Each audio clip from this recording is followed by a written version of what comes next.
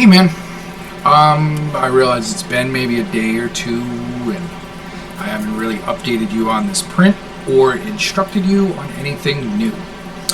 So, if you take a look at what I have here, I'm going to zoom in, you'll see that I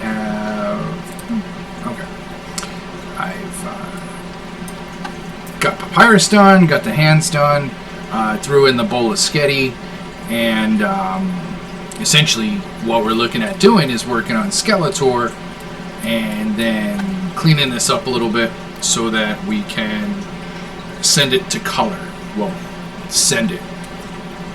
We're going to color. Or we, meaning I. But there were some things in a video before this, because I got interrupted. Interrupts is a bad choice of words. No, I was interrupted.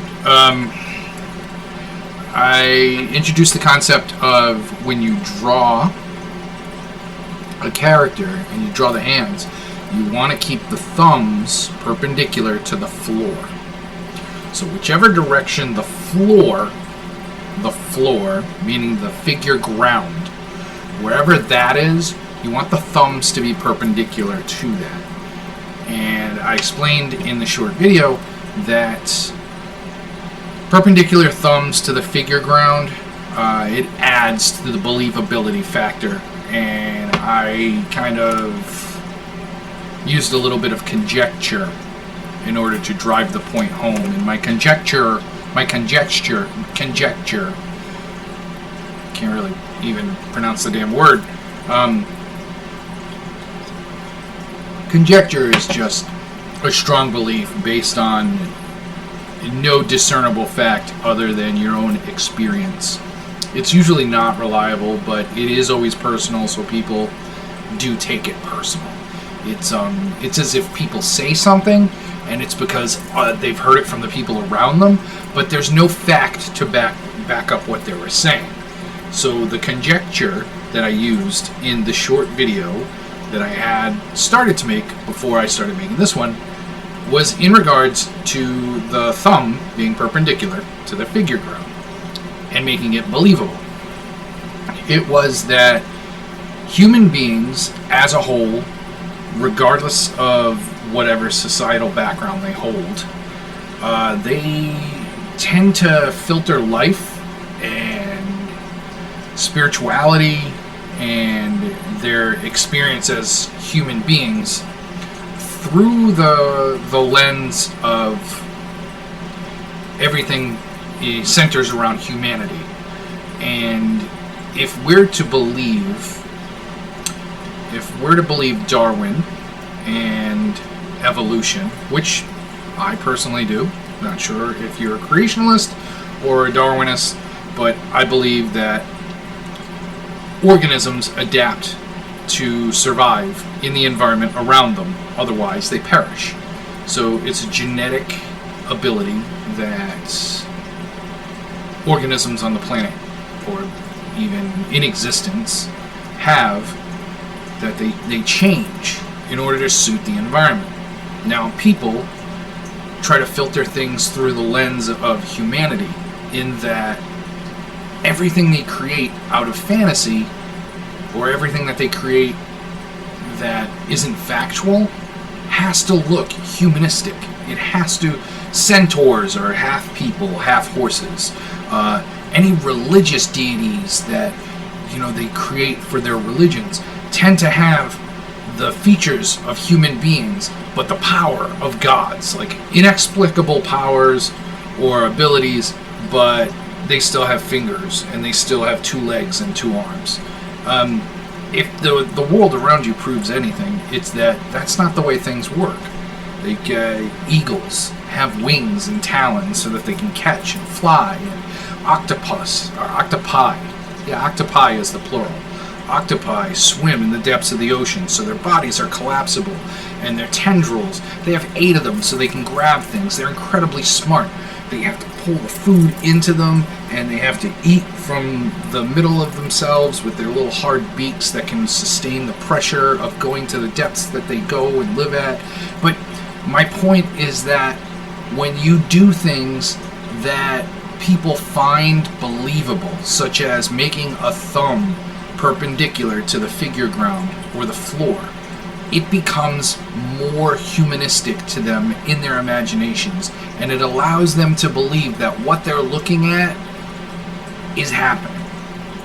And I realize this skeleton is running around with like a ripped up scarf and a bowl of spaghetti, and he's fighting another skeleton that's blue and has a sword, and they're in the middle of this mystical land, and it just doesn't make sense. How can it be believable? It's believable because these two characters hold humanistic traits even though they're not human.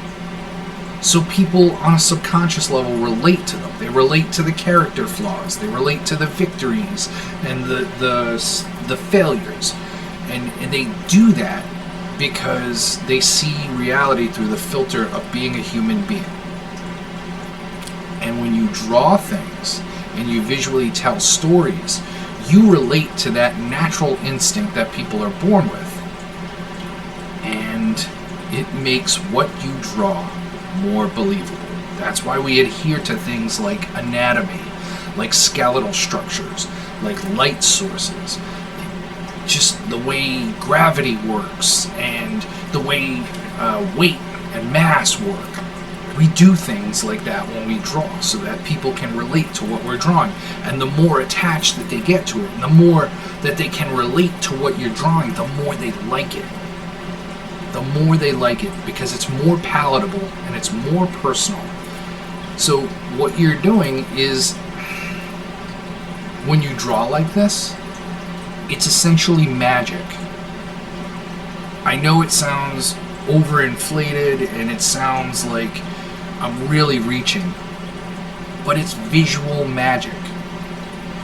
None of this exists outside of your imagination, and you put it onto a page or onto a screen, and somebody sees it, and they believe it, and they buy into that magic, and it becomes a reality for everyone involved. And it's really cool. I mean, you don't believe me? Look at the fandom. Look at the fandom for Undertale, where Papyrus is a character. People believe it. Papyrus has his own he has his own mythology, his own mythos that people know and they can recite to you. Skeletor, same thing for the people that follow the Masters of the Universe fandom. Like, he's got his own reality. He's got his own mythology and history and following. So that's why we do what we do. And that's why we adhere to tricks. They're called tricks, but they're really kind of like inside knowledge. Like, you do this for this reason. And that's what I hope to instill in you, is some of the knowledge that I've picked up over the years by drawing and by trial and error and by having people pass things down to me. So what I'm doing right now is I am going to save us some time, us meaning we, and I am going to clean up Papyrus a little bit. Now, we want to have this be believable, so what are you doing? Huh? What did I do? Oh, I'm on the backgrounds layer, and I should be on the bones layer. Badoop. So always pay attention to what layer you're working on. It can be messy, it can be frustrating, but it's always worth it. You know, they say about an ounce of pound being worth a pound of... An ounce of pound? No. An ounce of cure is worth a pound of prevention. That is what they say.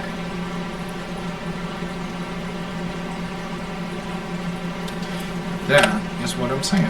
That is what I'm telling you. And see, this allows us to see any sort of mistakes that we might see, or might have made, and then clean them up. We'll go use the pen tool, we'll switch it over to clear, and then we'll clean up this line. And it never existed. Then we'll switch over to that, and we'll get that. Now technically, I didn't have to clean that line up, The reason being is that we're going to come back and we're going to make these outlines on papyrus a little bit thicker, because as you draw a character closer to the camera, you try your hardest to make sure that your lines are thicker. And it's a visual trick where it creates a reality where the viewer, the reader, if you will,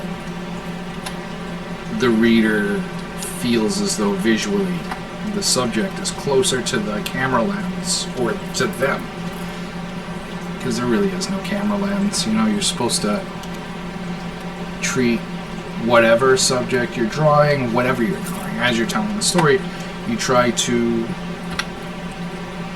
think of it as a movie, or a still photo, or let's say like a TikTok or a YouTube video. You see it as, you know what, I'm going to shut off the characters layer. Is that what I was looking at? What is it? Guide. There we go. Okay. I saw some purple, and I needed to get rid of it. Whenever you watch a TikTok or YouTube video, there's always a camera involved, and it seems to be that people want to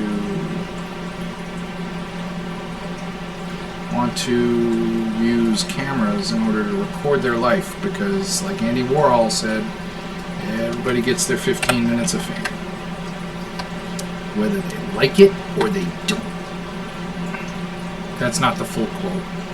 I forget what the full quote is, but it has to do with 15 minutes of fame. Now, see, what we're doing here is when I say we, I mean me, because I'm doing all the work, you're watching the videos. Now, what we're doing here is we are clearing out where the bones are and the background, because they overlap. Now,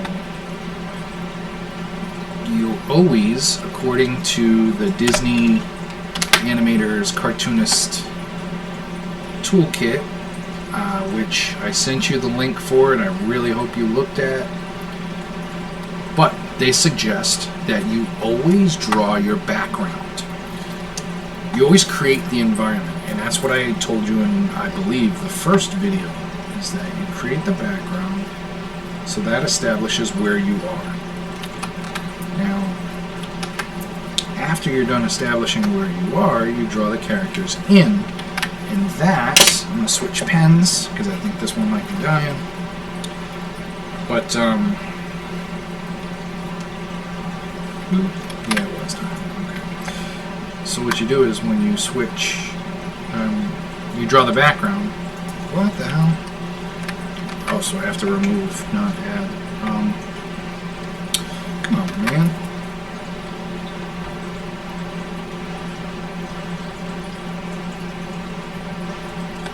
You draw the background, then the characters. The reason being is that it, again, makes them more believable. It looks more natural that way.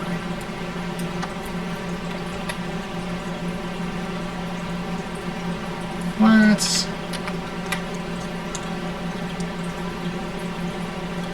Yeah, see what we got going on there? This is it's a good thing that we double check our work.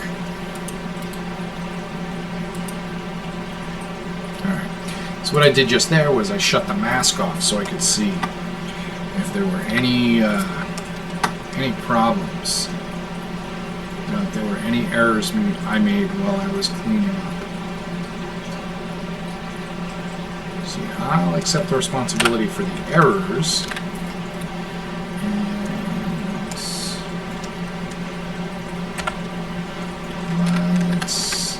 And let's wait till that's done saving, I guess. Control D, go down to where are we? Sketties? No. Papyrus? Yes. Okay.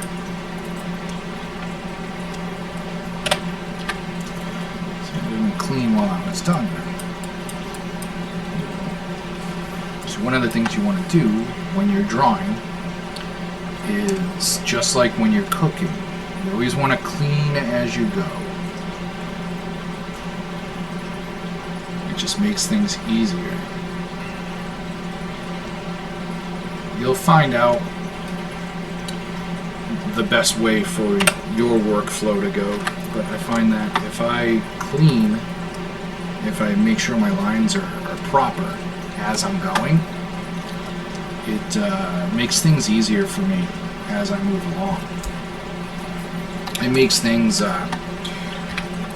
just, I don't have to go back and do it. I've done it right the first time. I took a couple of extra seconds and maybe it cuts into my production time.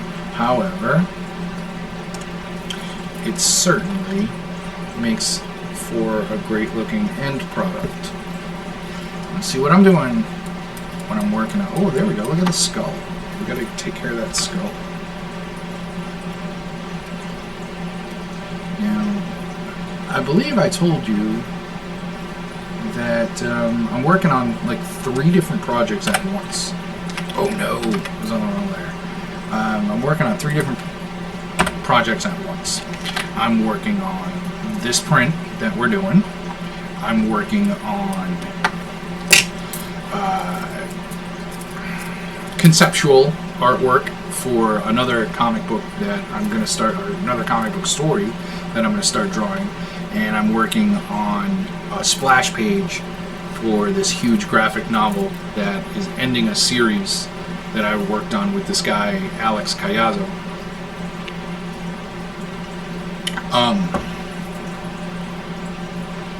So if I seem a little distracted and spread out, it's because I'm exhausted and I'm working on too much all at once. So if I can offer you some advice, it is to be careful. Don't spread yourself too thin, man. Always remember that it's important that you rest and you take breaks. And I know it sounds ridiculous, but always hydrate. Always drink water. You see, I don't have my big water bottle over here, but I do have my Gatorade bottle that I finished drinking Gatorade and filled it up with water. You always have to hydrate. It sounds ridiculous, right? It really does. But I'm telling you, you gotta hydrate, my man. Okay. So let us go to where are we at here? Backgrounds are at 73, we will raise them to 100. Bones are at 50, we will raise that to 100. So essentially, this is where are my swatches? I thought I had swatches. Here we go, swatches. Boop, drop those swatches out. That is what we're looking at so far. Okay, now we haven't added Skeletor. We haven't added color. We're working on bare bones inks right now. Okay? But I guarantee you when this is done, you are going to be incredibly happy with what you're seeing. So I am going to open, I think I have on my desktop, under,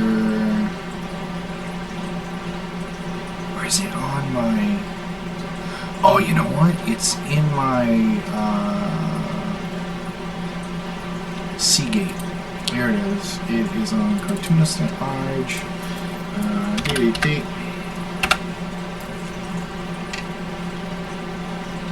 Really? Okay, so let's just do this.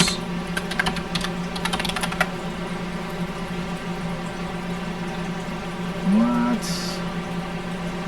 Is it in here?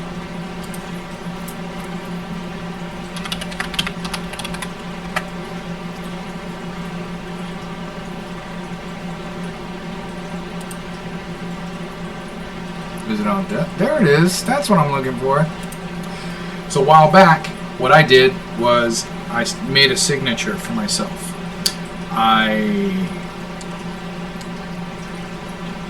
took the brush that I did, or that I was using, which I'm currently using, and I created a signature for myself. It is the signature that I use But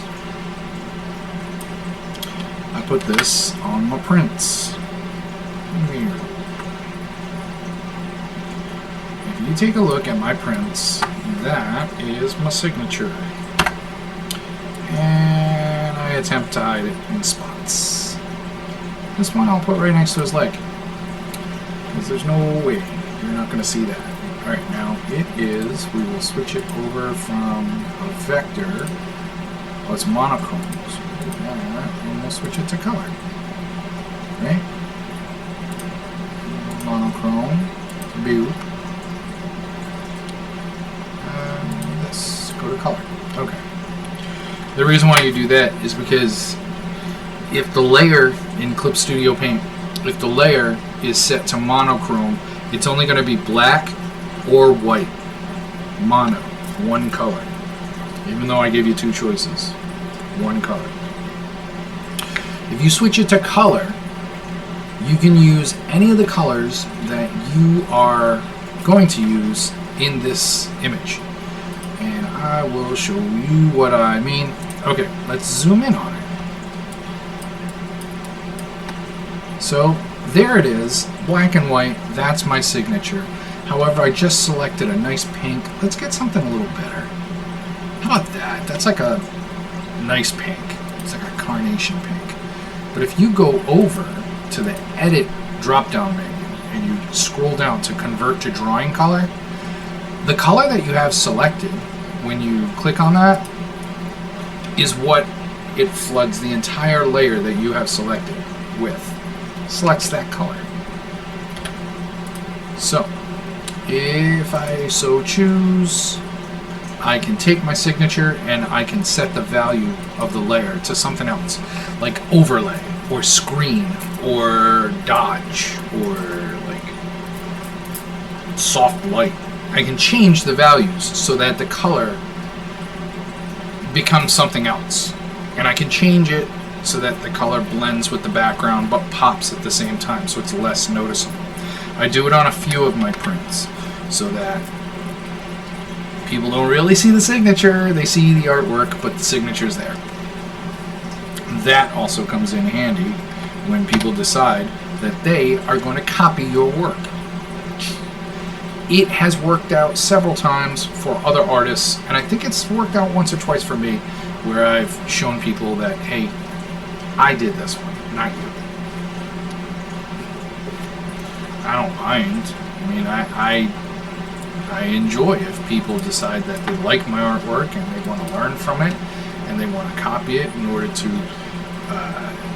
replicate some of the processes that I've used in order to create things. But don't try to pass it off as your own, man. That's not cool. Like the kids that go to the museums in order to learn how the masters worked, they never claim that that's theirs. They tell people, like, hey, and it's, geez, sounds so narcissistic, like I'm saying I'm a master. I'm not. I'm by no means a master. I'm just somebody who likes to draw, that has learned a lot, and is passing on what I'm learning.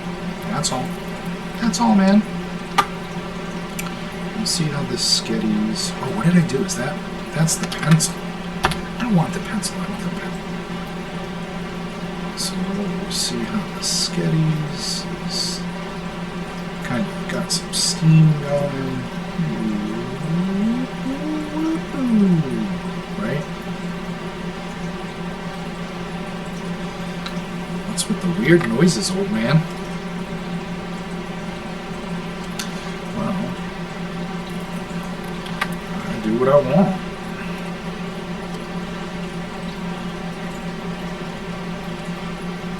I always try to draw in a fluid and not really rocky motion. Like I like my brush strokes to look very, very natural, very flowy. Because what happens is if you're, well, we can get into this. Right? It's my own personally held philosophy. So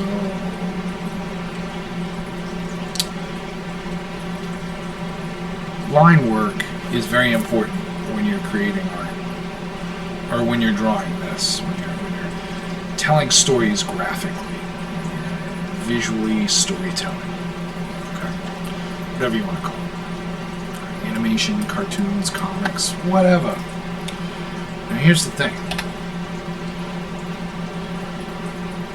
People are seeing that story told through a series of lines that you've drawn. Now, one thing that you can learn when you study your basics and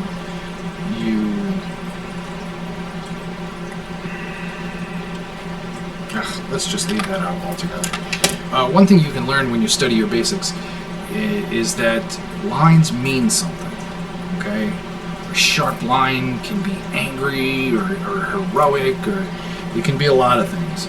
A curvy line is soft and sensual, and it's welcoming. Textures, for example, like cross-hatching. If you do cross-hatching a certain way, using straight, sharp lines with heavy brush strokes, they seem dark, and you can use them for like horror or like action or anger. Curvy, flowy lines, very soft brush strokes. You can use them for like love and all sorts of other things. But when you combine that knowledge, when you combine what you learn from those things about line work and how they are perceived, you come up with some really great stories. I mean, take a look at the way I'm drawing Papyrus, okay? I'm gonna do this. I'm just gonna fill the screen with Papyrus. Take a look at how I'm drawing him. I've never played Undertale. I don't want to fool you. I don't want to lie to you. I never played, but I've done research. And like I said, the research I did shows that he's a villain, but a hero. He's not really the bad guy. He's a comic foil. Like, he advances the story. People like what he does. He's got a following. He just seems a little jerky. And people like that. People dig jerky people. Occasionally. Not overboard, but that's another discussion for another time.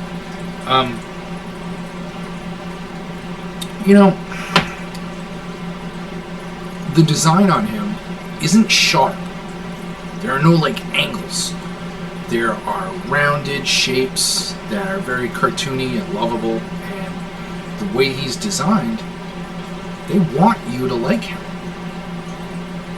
So putting him in the foreground, I tried my best to do the same thing, to keep those curves, to keep the jagged edges around the scarf, so you know that, yeah, this character's cool. Everybody likes him, but he's got kind of an edge to him, that ripped up scarf he's got, he's on the outside. He's not like a good boy. He's not a Boy Scout. He's got a little bit of an edge to him. Now Skeletor, on the other hand, Skeletor is going to be some sharp edges, some cross-hatching. The sword is going to look like it's been through some stuff. Skeletor is going to look formidable, because I want that to have contrast, and that's why we're using the light source above the Snake Mountain in order to impose hope. It's going to come out really, really great. So let me go to what I've got here for characters. Another layer, drop it down to about 50, so we're a little over. Then we're going to impose some stuff. We're going to do some things with things. I need to go to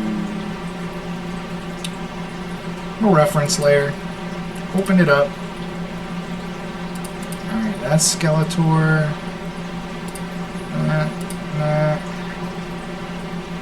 And then, alright, so that is all Skeletor. Should bring him down here. And I should resize him. If I resize him, I can use him for reference a lot better. Oh, you know what?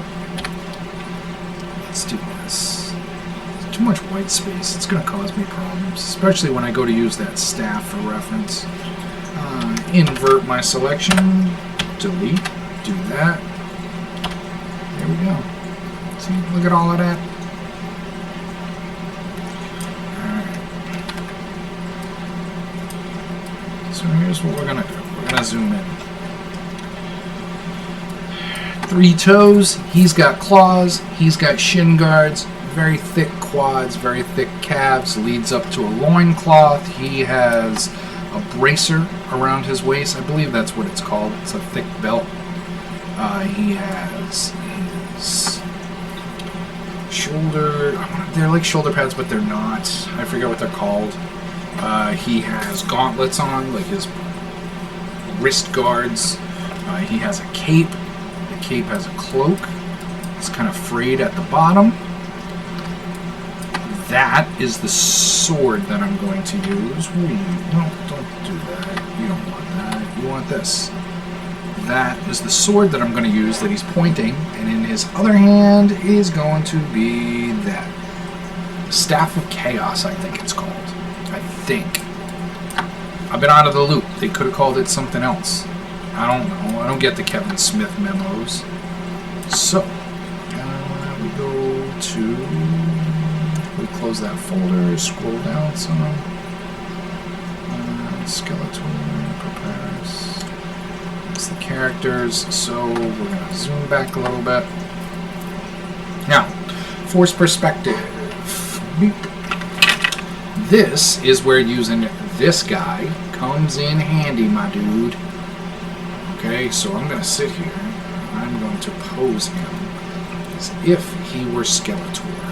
That is going to give me a sense of where this is going to go. Incidentally, you can get these really relatively cheap, inexpensive on Amazon. So you find them, I think they're like 20 bucks or something. They don't, they seem like, oh, that's a lot, but they're really worth it in the long run. And not only that, if you don't want to, you can actually buy like used action figures from Savers or Goodwill or what have you, and they'll come in handy. And you can use those. They just have to have all the articulation, So there we go, right? Like that, and then like this, and then he's looking down. So we're gonna go like this. That.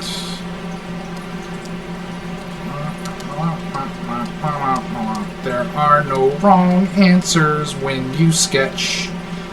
You can come back and do things again.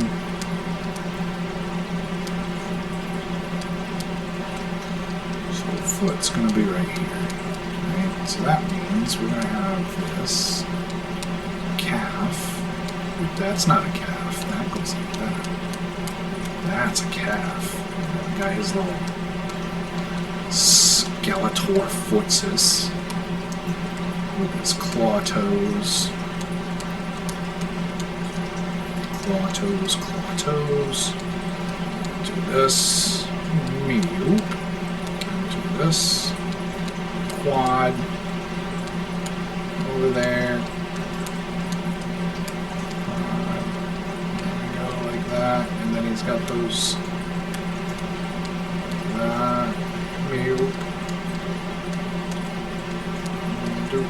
and then he's got this coming over here, so that's going to be like this, and then the belt goes over here, that's his bracer, and this goes like that, like that, goes like this, goes over to here, shoulder, tricep, bicep, forced perspective,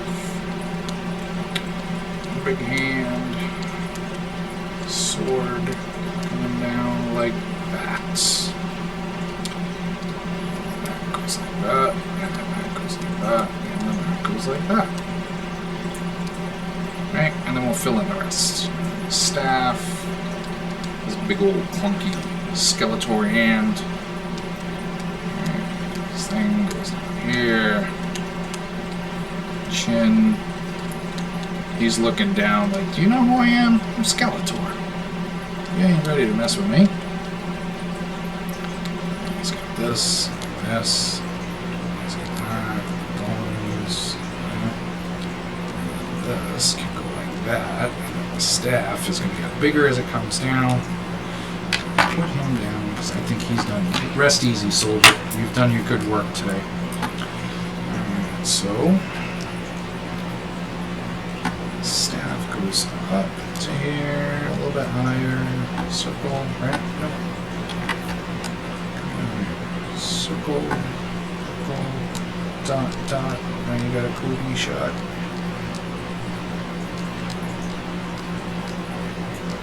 See, this is relatively what I do when I'm making a print. I try to ride the energy of what it is that it was come up with. Characters 40. Do this. I hit the wrong button and nice.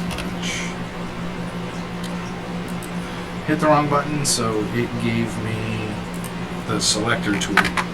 And it chose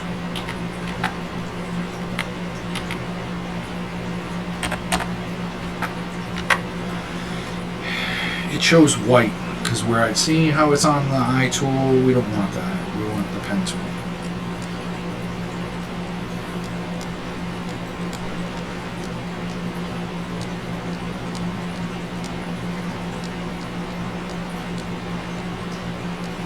Trying to decide whether that horn goes inside or outside.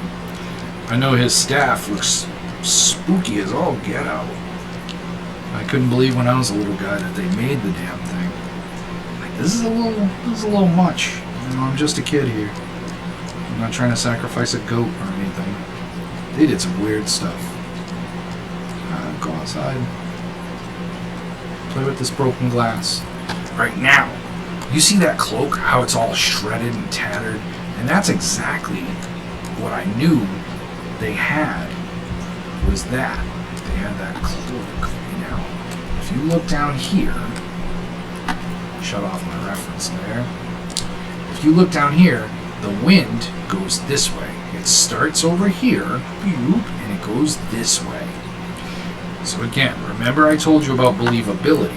We want everything to seem believable. All the planets must align. So he's got that big old cloak. And